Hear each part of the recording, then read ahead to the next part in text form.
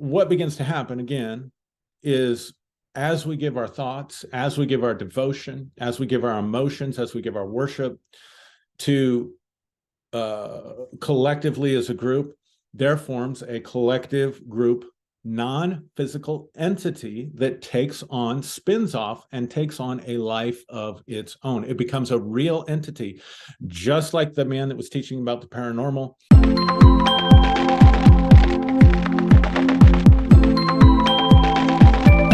In this episode, I want to talk about Jesus as a group thought form, or what they know in occult circles as an egregore. So what am I talking about when I'm talking about a group thought form? Well, let's begin with just thought forms in general. Now, the idea of group thought forms and egregores, egregore is a term that goes back to ancient Greece and ancient Rome. The concept of the egregore, or the concept of a thought form or a group thought form, is rooted in antiquity, and it's also rooted in the East. They know about this in Hinduism, they know about this in Buddhism, in monasteries and temples around the world. The term for an egregore in the Eastern hemisphere would be a tulpa, at least in Buddhist tradition. So what is a tulpa, or what is an egregore? What is a thought form? Well, it begins with the idea that thoughts, because we are living beings and we're generating energy, that our thoughts become living energies. So, for example, a person can have their own individual thought form. This happens often during trauma. When a person has experienced trauma, particularly repeated trauma, maybe in childhood, they will feel the same feelings of anxiety. They may have some of the same thoughts that are repetitive. You're worthless. You're never going to measure up. You're never going to amount to anything, and so on. And what people will often find is that those thoughts and emotions kind of take on a life of their own. And in a sense, they really do. So the person, even though they know, maybe they've gone through therapy, maybe they have other reasons to believe in their experience that they do have value, or they should be happy, but they still feel depressed. They're still bringing with them and bringing forward a lot of those childhood experiences. Clinical definition would say that the brain has just created neural pathways, and that those neural pathways just keep operating. But from an ancient perspective or an occult perspective, the approach might be more to get the person delivered or set free from this living thought form that they have created. Now, as I said, the idea of an egregore is a group thought form. So what happens, let's suppose this is true. Let's suppose that we have the ability to create thought forms, and these thought forms become entities. They become basically living beings of their own. This was the idea of the egregore in the ancient world, and again, the idea of the tulpa in Buddhist tradition. So what happens with the group thought form? What happens when a bunch of people come together and they start thinking the same thoughts and energizing those thoughts with emotion and devotion, and do this over and over and over again over a long period of time? See, an individual thought form isn't going to really take on manifestation as its own entity unless there's a lot of emotional energy that goes with it, and it happens over a repeated period of time. Meaning this person, let's say, gives out fear over and over and over again. Then what can happen is that fear can create a non-physical entity.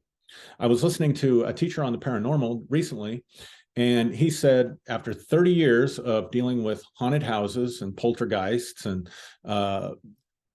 entities that afflict people, he made the statement that in his experience in 30 years of doing this kind of work, that 90% or 95% of what people experience is actually a thought form that's created off their own trauma or high emotional experience.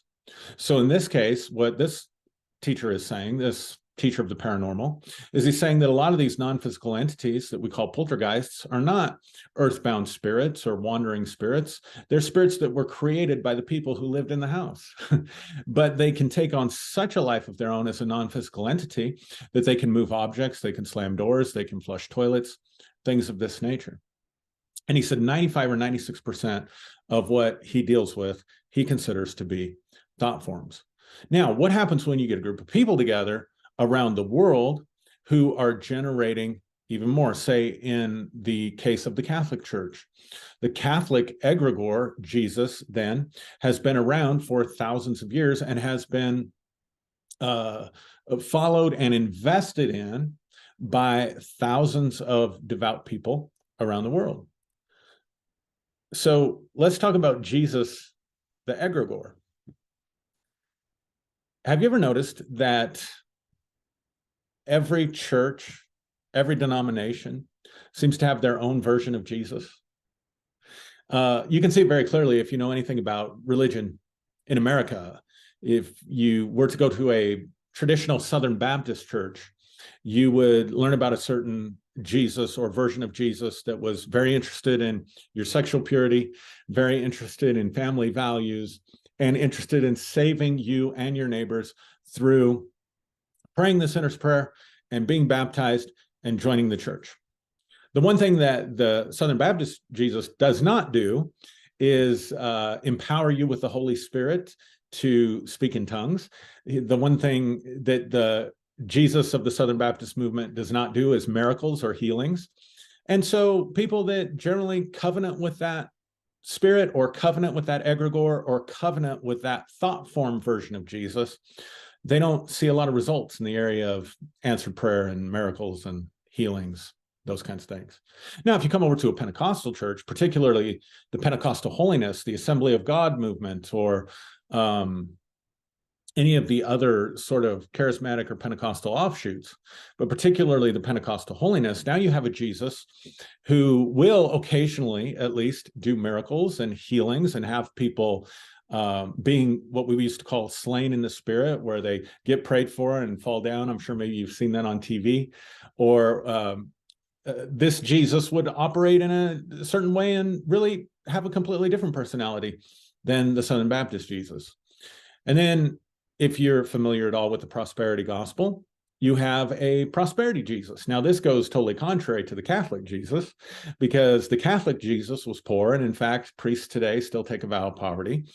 And so now you have a version of Jesus who is really not interested so much in you selling all you have and giving it away to the poor. This Jesus, like every successful American distortion or version of things, this Jesus is interested in making you wealthy. This Jesus is interested in making you rich, might be interested in healing you, might be interested in helping you to experience abundant life and those kinds of things. And so you can see that that Jesus has a personality of its own. And then you can come to maybe the Bethel movement. The Bethel Jesus is very interested. He's much more casual Jesus, but he's very interested in making you laugh. He's very interested in intimacy and touching your life. He's very interested in healings and signs and wonders and miracles. So that's the Bethel Jesus that you get. And then you can break it down even smaller to local congregations. So you can look at the movements and the egregore, the thought form that's held by people that are part of larger movements. But then even churches that are within those movements, people begin to develop a relationship with a version of Jesus that belongs to the house, so to speak, as we would say. So what begins to happen again is, as we give our thoughts, as we give our devotion, as we give our emotions, as we give our worship to collectively as a group, there forms a collective group, non-physical entity that takes on, spins off, and takes on a life of its own. It becomes a real entity, just like the man that was teaching about the paranormal and the poltergeist. These Christ figures, or these Jesuses that exist around the world, also become living entities that then can communicate with the members through intuition or through visions or through the mind, through the emotions, whatever the case may be. But one thing that's important to understand, maybe the most important thing to understand about a thought form, an egregore, whether you're dealing with a personal thought form or you're dealing with one on a more corporate level, or you're trying to leave religion, You're trying to get out. You've deconstructed, but there's something still in the back of your mind. There's something still holding you or pulling onto you. Or people from the church, you go through a bad day and someone in church calls up and says, I know you had a bad day today. The Lord showed me. And you think, oh my God, the omnipotent God showed you. No, you guys are all in relationship with a thought form that has access to your thoughts and feeds off your thoughts. See, that's the most important thing to realize. These entities have no life in and of themselves. They have to feed, just like our bodies have to feed off things of the earth, off of fruits and vegetables and animals and processed foods and whatever we can get.